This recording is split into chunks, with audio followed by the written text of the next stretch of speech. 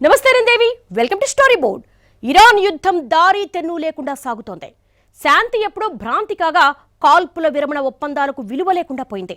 Iran యుద్ధ ప్రభావం ప్రపంచ ఆర్థిక వ్యవస్థపై తీవ్రంగా పడింది. హార్ముజ్లో అంటుకున్న ఇంధన మంటలు అన్ని దేశాలను చుట్టుముట్టాయి. దీంతో ద్రవ్యోల్బణం ఆకాశమే హద్దుగా పెరుగుతోంది. అన్ని విధాలుగా ప్రపంచ దేశాలకు పీడకలలు మిగిలిస్తున్న ఇరాన్ యుద్ధం ఎప్పటికి ముగుస్తుంది, ఎలా ముగుస్తుంది అనే ప్రశ్నలకు కాలం చెల్లి అసలు ముగుస్తుందా లేదా అనే కొత్త భయాలు పుట్టుకొస్తున్నాయి. ఇరాన్ యుద్ధం రోజు రోజుకు భయంకర రూపం తీసుకుంటోంది. యుద్ధం పేరుతో జరుగుతున్న తంతు చూసి ఏమనాలో కూడా ఎవ్వరికీ అర్థం కావడం లేదు.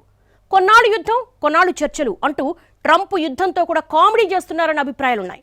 మొత్తం మీద ఇరాన్ యుద్ధం ట్రంప్కు చెలగాటం, ప్రపంచానికి ప్రాణ సంకటంలా తయారైంది. ఈ ఏడాది తొలినాళ్లలో ఉరుములేని పిడుగులా మొదలైన ఇరాన్ యుద్ధం శాంతి ఒప్పందంతో ఓ కొలిక్కి వచ్చినట్టే అనుకున్న ప్రపంచ దేశాల ఆశలు ఆవిరయ్యాయి. అంతకుముందు కనీసం ఇప్పుడు కాకపోతే రేపైనా ఏదో ఒక ఒప్పందం కుదురుతుందనే ఆశ ఉండేది.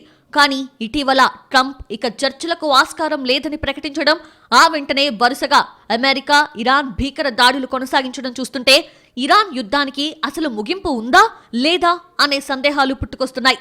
అటు అమెరికా, ఇటు ఇరాన్ రెండూ అంతిమ యుద్ధానికి సై అంటున్నాయి. ప్రపంచం మునిగిపోయినా యుద్ధం ఆపేది లేదని స్పష్టమైన సంకేతాలిస్తున్నాయి. అటు అమెరికా ఆర్మీ 0 అవర్ ఆపరేషన్స్ కి సిద్ధమవుతుంటే ఇటు ఇరాన్ కూడా చావో రేవో అన్నట్టుగా తెగించి పోరాడతామని కౌంటర్ ఇస్తోంది.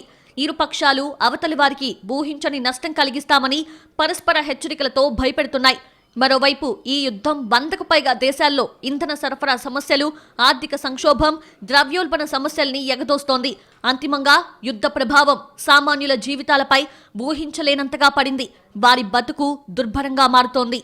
కొద్ది రోజుల క్రితం అమెరికా అధ్యక్షుడు డొనాల్డ్ ట్రంప్ తాత్కాలిక శాంతి ఒప్పందం ముగిసిపోయిందని ప్రకటించిన కొన్ని గంటల్లోనే అమెరికా సైన్యం ఇరాన్పై మరోసారి భారీ వైమానిక దాడులకు దిగింది. హర్మూజ్ జలసంధిలో వాణిజ్య నౌకలపై జరిగిన దాడులకు ప్రతీకారంగానే ఈ ఆపరేషన్ చేపట్టినట్లు అమెరికా స్పష్టం చేసింది. చాబహర్, బందర్ అబ్బాస్, కొనారక్, ఇరాన్ షహర్ సహా దక్షిణ ఇరాన్లోని పలు కీలక ప్రాంతాల్లో భారీ పేలుళ్లు సంభవించగా కొన్ని ప్రాంతాల్లో విద్యుత్ సరఫరా కూడా నిలిచిపోయింది.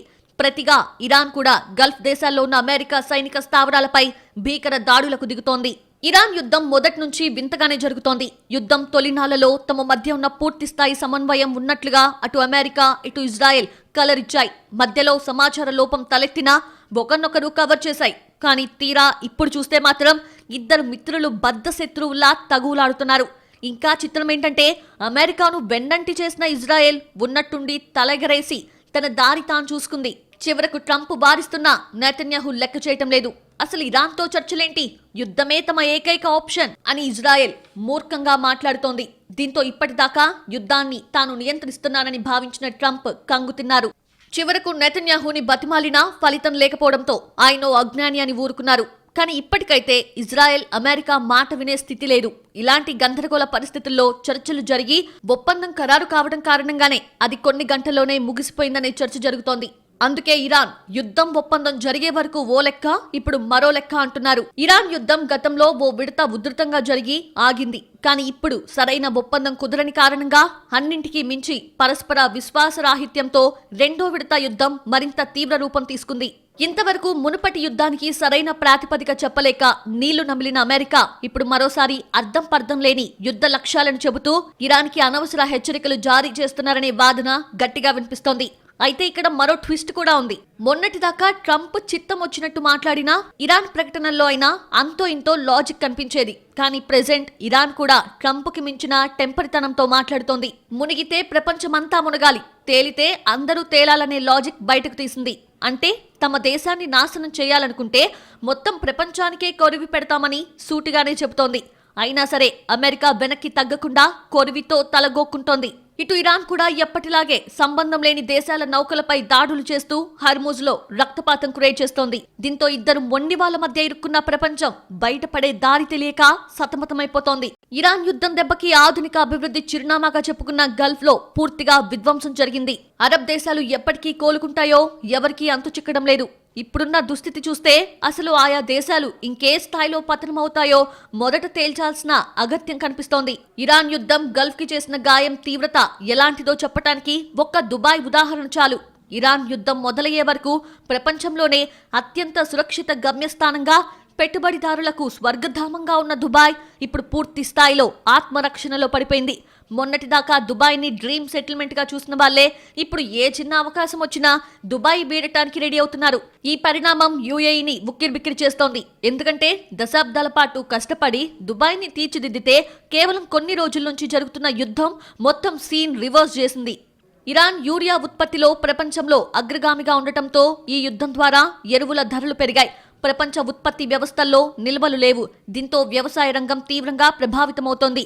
ఎరువుల ధరల పెరుగుదలతో వ్యవసాయ ఉత్పత్తులు పడిపోతే ప్రపంచానికి ఆహార సంక్షోభం కూడా తప్పకపోవచ్చని ఆందోళన వ్యక్తమవుతోంది. అప్పుడు ఆహార పదార్థాల ధరలు పెరిగి ద్రవ్యోల్బణం పెరిగితే సామాన్యుడికి జీవనం గడపటమే కనా కష్టమవుతుంది. దీనికి తోడు ప్రపంచవ్యాప్తంగా ఎల్ నినో ఊహించని ఉత్పాదకాలకు కారణమవుతోంది. ఈ పరిణామాలన్నీ కలిసి అంతిమంగా ఆర్థిక సంక్షోభాన్ని మరింత పెంచుతాయని అంచనా. ఈ సందర్భంగా ప్రపంచ యుద్ధాలతో కలిగిన ఆర్థిక నష్టాన్ని ఆర్థికవేత్తలు గుర్తు చేసుకుంటున్నారు.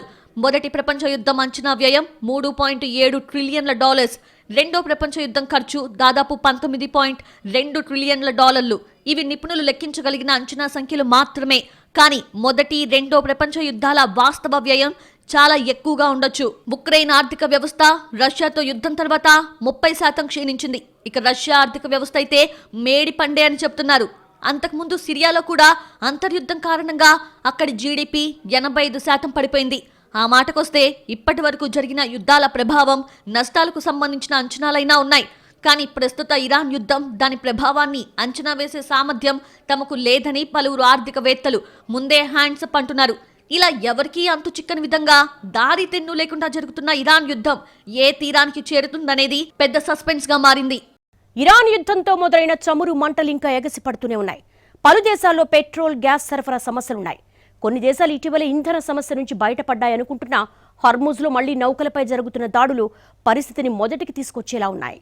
పశ్చిమాసియాలో ముదురుతున్న యుద్ధం ప్రపంచ ఆర్థిక వ్యవస్థకు గుండెకాయ లాంటి చమురు రవాణా మార్గాలను ప్రమాదంలోకి నెట్టేసింది. అమెరికా వైమానిక దాడులు, ఇరాన్ ప్రతీకార దాడుల నడుమ హర్మూజ్ జలసంధి ద్వారా చమురు రవాణా ప్రెజెంట్ యుద్ధానికి ముందు నాటితో పోలిస్తే సుమారు 3/2 చేరుకుందని ట్రంప్ ప్రభుత్వం తెలిపింది. అదే సమయంలో ఇరాన్ ఈ ఘర్షణను మరింత విస్తృతం చేస్తూ సూయజ్ కాలువకు కూడా ముప్పు తలపెట్టే అవకాశం ఉందని నాటో మాజీ కమాండర్ హెచ్చరించారు. హర్మూజ్ జలసంధి ద్వారా రవాణా పూర్తిగా స్తంభించిపోయిందనే వార్తలను అమెరికా తోసిపుచ్చుతోంది. కానీ అమెరికా మిగతా అంశాలపై ప్రకటనల మాదిరిగానే కీలకమైన ఇంధన సరఫరాపై కూడా తప్పుడు ప్రకటనలు ఇస్తోందనే విమర్శలు వస్తున్నాయి. పైగా అమెరికా మాటలు గుడ్డిగా నమ్మి జలసంధిలో ప్రవేశించిన నౌకలు జల సమాధి అవుతున్నాయని ఐఆర్జీసీ ఇప్పటికే తేల్చేసింది. హర్మూజ్ లో ఉద్రిక్తతలు ఏ స్థాయిలో ఉన్నాయంటే ఆ జలసంధిలో ప్రయాణించే నౌకలేవి భారతీయ నావికుల్ని నియమించుకోవద్దని కేంద్రం సూచనలు జారీ చేసింది. కొద్ది రోజుల క్రితం అమెరికా, ఇరాన్ మధ్య ఒప్పందం కుదిరిందని దిగొచ్చిన చమురు ధరలు ఇప్పుడు మళ్లీ ఎగబాకుతున్నాయి. ఇలాగే హర్మూజ్ లో సంక్షోభం కొనసాగితే చమురు ధరలు పాత రికార్డులు బద్దలు కొట్టడానికి ఎక్కువ సమయం పట్టకపోవచ్చు. అమెరికా, ఇరాన్ యుద్ధం ప్రభావం 100కు పైగా దేశాలపై ఉంది. పెట్రోల్, డీజిల్ ధరలు పెరిగాయి. వంట నూనె రేట్లు ఆకాశాన్నంటాయి. ఇక్కడి నుంచి అక్కడికి, అక్కడి నుంచి ఇక్కడికి ఎగుమతులు నిలిచిపోయాయి. వేల విమాన ప్రయాణాలు రద్దయ్యాయి. అన్ని పరిశ్రమల్లోనూ పనులు నిలిచిపోయాయి. రేవుల్లో ఓడలన్నీ ఎక్కడికక్కడే ఆగిపోయాయి. యుద్ధ ప్రభావం పడిన ఒక్కో దేశం లక్షల కోట్ల రూపాయల్లో నష్టపోతోంది. యుద్ధం అంటే కేవలం ఆయుధాలు ప్రయోగించడం, సైనికులు చనిపోవడం మాత్రమే కాదు. యుద్ధం చేసే విధ్వంసం పదుల సంఖ్యలో దేశాలపై పడుతుంది. అది వేరే లెవెల్లో ఉంటుంది. ఇప్పటికే మన రైతులకు ఎరువుల సరఫరాలో సమస్యలు వచ్చాయి. ఓవైపు యుద్ధం, మరోవైపు ఎల్ నినో. అంతకు మించిన సరఫరా సమస్యలతో ప్రపంచ దేశాలకు ఆర్థికంగా ఊపిరి తీసుకోవడం కూడా కుదరటం లేదు. ఇరాన్ పై జరుగుతున్న యుద్ధం ప్రపంచ ఆర్థిక వ్యవస్థను ఉలిక్కి పడేలా చేసి చాలా దేశాలకు ఇబ్బందికర పరిస్థితులను కలిగిస్తోంది. ప్రపంచ దేశాలకు చమురు సరఫరాకు హర్ముజే ప్రధాన దారి. దీనిని మూసివేయటం ప్రపంచ ఆర్థిక వ్యవస్థకు భారీ నష్టం కలిగిస్తోంది. ఇప్పటిదాకా హర్మూజ్ జలసంధినే నియంత్రిస్తున్న ఇరాన్ ఇప్పుడు బాబ్ అల్ మండేబ్ జలసంధి నియంత్రణకు సిద్ధం కావాలని హౌతీలకు సమాచారం ఇవ్వటం ప్రపంచాన్ని పెనం మీద నుంచి పొయ్యిలో పడేస్తుందనడంలో సందేహం లేదు. ప్రపంచ ఇంధన సరఫరాకు తీవ్ర సవాళ్లు ఎదురవుతున్న సమయంలో ప్రత్యామ్నాయ ఇంధనాలతో నెట్టుకురావడం కుదిరే పని కాదనే అంచనాలు వెలువడుతున్నాయి. ఆ మాటకొస్తే అంతర్జాతీయ వాణిజ్యం, మరీ ముఖ్యంగా సముద్ర జలాల్లో నౌకల రాకపోకలు స్వేచ్ఛగా జరగాలని గతంలో చాలా ఒప్పందాలున్నాయి. ఏకంగా ఐక్యరాజ్య సమితి చార్టరే ఉంది. అయినా సరే ఇరాన్ యుద్ధం వాటన్నింటినీ బేఖాతరు చేస్తోంది. పైగా ఇరాన్, అమెరికా పరస్పర నిందారోపణలతో మరింత అయోమయం క్రియేట్ చేస్తున్నాయి. అసలు ప్రపంచాన్ని ఏం చేద్దామనుకుంటున్నారనే ప్రశ్నకు కూడా ఎట్టకేలకు ఆ రెండు దేశాలు స్పష్టంగా సమాధానం ఇచ్చేశాయి. మేం మునుగుతున్నప్పుడు ప్రపంచం ఏమైపోతే మాకేంటని ఇరాన్ సూటిగా చెప్పేసింది. అమెరికా కూడా ప్రపంచాన్ని పణంగా పెట్టైనా ఇరాన్ని నాశనం చేసి తీరుతామని భీష్మిస్తోంది. మొత్తం మీద ప్రపంచానికి ప్రాణవాయువు లాంటి ఇంధనాన్ని టార్గెట్ చేస్తున్న ఇరాన్ యుద్ధం ప్రపంచ దేశాల ప్రజలను ప్రమాదపు టంచుల్లోకి నెట్టేస్తోంది. ఈ యుద్ధం దెబ్బతో అన్ని దేశాలు రోజు ఇరాన్ యుద్ధం ఎందాకా వచ్చింది, హర్మూజ్ అప్డేట్స్ ఏంటి అనే ప్రశ్నలు వేసుకుంటూ వాటికి అనుక్షణం సమాధానాలు వెతుక్కునే పనిలో పడ్డాయి. బొక్క హర్మూజ్ మూసివేత ప్రపంచ ఆర్థిక వ్యవస్థకు భారీ నష్టం కలిగించింది. సరఫరా గొలుసులు తెగిపోవడంతో అన్ని రంగాలు దారుణంగా దెబ్బతిన్నాయి. మొదటి నుంచి హర్మూజ్ ని తెరవటం చిటికెలో పని అని నమ్మబలికిన ట్రంప్ జలసంధి దగ్గర పరిస్థితిని మరింత సంక్లిష్టం చేశారు. అప్పటికే ఇరాన్ అడ్డంకుల్ని దాటడానికి తిప్పలు పడుతున్న నౌకలకు అమెరికా దిగ్బంధనం మరింత పెద్ద సమస్యగా మారింది. ఎలాగోలా ఇరాన్ దాడుల్ని కాచుకున్న నౌకలపై అమెరికా దాడులకు తెగబడటంతో ప్రపంచవ్యాప్తంగా గగ్గోలు రేగింది. ఇప్పటికే అటు అమెరికాకు ఇటు ఇరాన్కు హర్మూజ్ దగ్గర నౌకలు ఈజీ టార్గెట్ అవుతున్న ఘటనలు ప్రపంచం కళ్ల ముందే ఉన్నాయి. ఏ తర్వాత ప్రపంచ ఇంధన ఆయువు పట్టైన హర్మూజ్ ఫ్రీ అయితే కానీ ప్రపంచం సమస్యలు ఎప్పటికీ తీరతాయనే అంచనా కూడా వేయలేమనే అభిప్రాయాలున్నాయి. మొదట ఇరాన్ హర్మూజ్ ని తెరవాలని అమెరికా, యుఎస్ ముందుగా దిగ్బంధనం ఎత్తేయాలని ఇరాన్ కోరుతున్నాయి. మొదట ఎవరు చొరవ తీసుకున్నా తర్వాత రెండో పక్షం హర్మూజ్ ని పూర్తిగా నియంత్రిస్తుందనే అనుమానాలు ఉండనే ఉన్నాయి. ఇప్పుడైతే హర్మూజ్ కి ఇప్పట్లో విముక్తి లేనట్టేనని రెండు పక్షాలు ఢంకా బజాయిస్తున్నాయి. మరోవైపు హర్మూజ్ కి ప్రత్యామ్నాయం చూడాలనుకున్న ప్రయత్నాలకు పూర్తి స్థాయిలో విఘాతం కలుగుతోంది. ఇక్కడ ఆర్థిక సంక్షోభం క్రియేట్ చేయటం చాలా తేలిక, కానీ మళ్లీ పరిస్థితులు చక్కబరచడానికి మాత్రం ఓ జీవితకాలం సరిపోదు. ఈ సంగతి ప్రపంచం మొత్తానికి అనుభవమే. ప్రపంచ దేశాల చరిత్ర చూస్తే ఏ దేశం నష్టపోయినా దానికి ఏదో ఒక యుద్ధమే కారణమై ఉంటుంది. ఈ విషయం తెలిసినా సరే ఇప్పటికీ కొన్ని దేశాలు యుద్ధాలు చేసి కొత్త భవిష్యత్తుని నిర్మించుకుందామని ఆలోచించటం మూర్ఖత్వానికి పరాకాష్ట. ఇక్కడ మరో చిత్రం ఏంటంటే అధినేతల ఉన్మాదంతో మొదలైన యుద్ధం ఇప్పుడు ఆయా దేశాల్లో ప్రజల్లో తీవ్ర జాతీయవాదాన్ని రేకెత్తించి తమ దేశానికి తలవంపులొచ్చేలా యుద్ధం ముగియకూడదని ఆందోళనకు దిగే స్థాయికి దిగజారింది. యుద్ధంతో ప్రపంచ ఆర్థిక వ్యవస్థ కుదేలైపోయింది. ద్రవ్యోల్బణం విపరీతంగా పెరిగింది. సామాన్యుడి బతుకు దుర్భరంగా మారింది. వ్యాపార వాణిజ్య రంగాల గురించి చెప్పనక్కర్లేదు. అంతెందుకు అసలు ఏ రంగమూ కుదురుగా లేదు.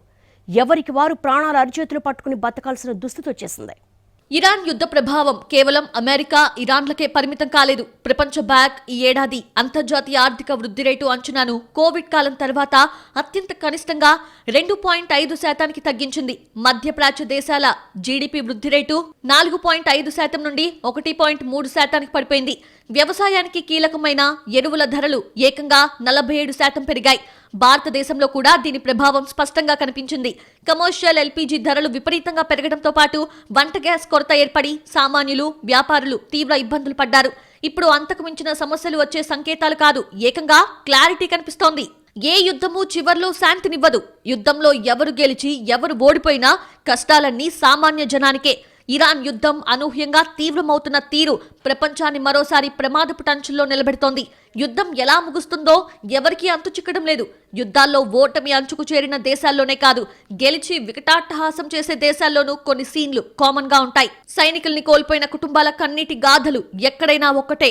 అలాగే యుద్ధం తర్వాత లక్షల మంది పౌరుల జీవనోపాధి పోతుంది. మళ్లీ కొత్త జీవితం మొదలు పెట్టడం అంటే ఇంకో జన్మ ఎత్తినట్టే.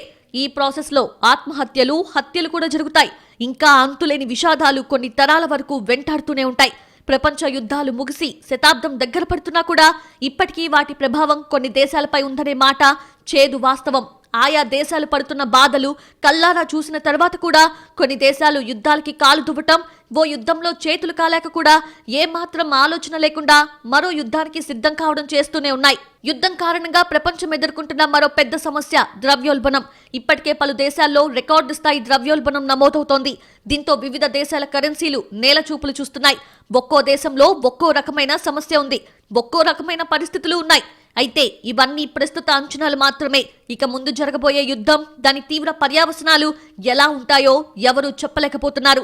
ఇక్కడ ఇరాన్ యుద్ధమే కాదు, ఏ యుద్ధమైనా అత్యంత తీవ్ర ప్రభావం చూపేది అట్టడుగున ఉన్న సామాన్యుడిపైనే అన్న విషయం ఇప్పటికే తేలిపోయింది. ఇక ముందు కూడా అదే నిజం కాబోతోందన్న వాస్తవం ప్రపంచాన్ని కలవరపెడుతోంది. ఓ దేశ ఆర్థిక వ్యవస్థ కుప్పకూలినా, ఇంధనానికి తీవ్ర సమస్యలు వచ్చినా, జనం గట్టిగా ఉంటే మొదట దేశం నిలదొక్కుని సుదీర్ఘకాలం తర్వాతైనా కష్టాల నుంచి గట్టెక్కే అవకాశం ఉంటుంది. కానీ సమస్యల్ని ఎదుర్కోవాల్సిన సామాన్యులపైనే గుదిబండ పడితే ఇక కోలుకునే మాట గురించి అసలు ఏ దేశమైనా ఆలోచించగలదా అనేదే ఇప్పుడు ఇరాన్ యుద్ధం ప్రపంచానికి విసురుతున్న పెను సవాల్.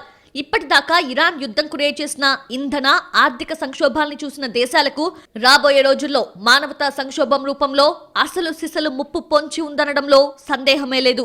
అందుకే ప్రపంచమంతా ఇప్పుడున్న సమస్యలు పెద్దవి కాకూడదని కోరుకుంటోంది. ఇవాల్టి కంటే రేపు మెరుగ్గా లేకపోయినా పర్లేదు కానీ అధ్వాన్నంగా మారకూడదని ప్రార్థిస్తోంది. కానీ ఏ కోరిక నెరవేరే సూచనలు కనుచూపు మేరలో కనిపించడం లేదు. చివరకు యుద్ధం ఆగకపోయినా పర్లేదు, హర్మూజ్ సమస్య తీరితే చాలని కూడా ప్రపంచం కాంప్రమైజ్ అయింది. కానీ ఆ ఆశ కూడా తీరేలా లేదు. పైగా రోజు రోజుకి హర్మూజ్ నౌకలకు సింహస్వప్నంగా మారుతోంది. ఇటీవలి కాలంలో హర్మూజ్ లో ప్రవేశించకపోయినా హర్మూజ్ పరిసరాల్లో తచ్చాడినా దాడులు చేస్తున్నారనే వార్తలు కలకలం రేపుతున్నాయి. కొద్ది రోజుల క్రితం తమ నౌక హర్మూజ్ దాటిందని ఓ భారతీయ నావికుడు తన కుటుంబానికి సమాచారం ఇచ్చాక కూడా అదే నౌకపై దాడి జరిగి ఆయన మృత్యువాత పడటం కొత్త సందేహాలకు తావిస్తోంది. అసలు హర్మూజ్ లో అమెరికా, ఇరాన్ కలిసి ఏం చేస్తున్నాయి? అభం శుభం తెలియని నావికుల్ని ఎందుకు పొట్టన పెట్టుకుంటున్నాయి? హర్మూజ్ లో ఇలాగే రక్తపాతం కొనసాగితే రేపొద్దున అసలు నావికులంటూ ఎవరైనా మిగులుతారా? అలా అంతర్జాతీయ వాణిజ్యం స్తంభిస్తే చివరకు ప్రపంచ దేశాలు ఆకలి చావులు కూడా చూడాల్సి వస్తుందా? మళ్ళీ చీకటి యుగం నాటి గడ్డు రోజులకు వెళ్తామా? ప్రస్తుతానికైతే ఇవన్నీ ప్రశ్నలే. కానీ ఇరాన్ యుద్ధం ముదురుతున్న తీరు చూస్తుంటే చాలా ప్రశ్నలు వాస్తవమయ్యే సమయం ఎంతో దూరంలో లేదనిపిస్తోంది. ఎవరేమనుకున్నా తగ్గేది లేదని ఇరాన్, అమెరికా అంటున్నాయి. హర్మూజ్ చిక్కుముడిని మరింతగా బిగుస్తున్నాయి. అయినా సరే మిగతా దేశాలు చోద్యం చూస్తున్నాయి. ఇప్పటికీ ఎవరూ చొరవ తీసుకుని యుద్ధం సంగతి వదిలేస్తే కనీసం హర్మూజ్ గురించైనా నిలదీయటం లేదు. ఇంతవరకు కంటి తుడుపు ప్రకటనలే తప్ప ఓ నిర్ణయాత్మక కార్యాచరణే ఆలోచనల రూపం తీసుకోలేదు. మొత్తం మీద ఇరాన్ యుద్ధం ప్రపంచాన్ని ముంచేసి సగటు మనిషిని నడి సంద్రంలో సమాధి చేయటానికి కంకణం కట్టుకున్నట్టే కనిపిస్తోంది.